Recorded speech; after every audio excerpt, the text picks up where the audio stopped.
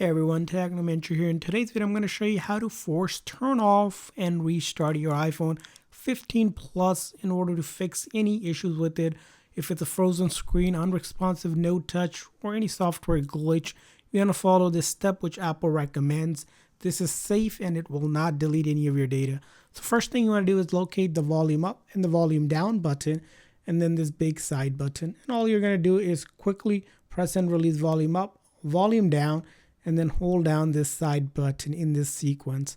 Very important to quickly press and release volume up followed by volume down before holding down this side button, and you're going to keep on holding during this process until it basically turns off by force. And then once you see the Apple logo, you let go, and that is going to be doing a forced restart, which again essentially fixes most software related issue.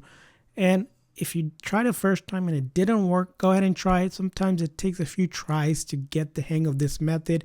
And I'm going to show you one more time how I did it. I quickly press and release volume up or volume down, and then I hold down this big side button. You want to follow that exact sequence for this method to work. Again, it is safe. It will not delete any of your data. And you can go ahead and do it as many times as you need to until your phone is fixed again. Again, quickly press and release volume up, volume down, and then hold down that side button. And that's how you do it. I hope this video was helpful. So please consider the like and subscribe button for more tips and tricks. We'll see you guys next time.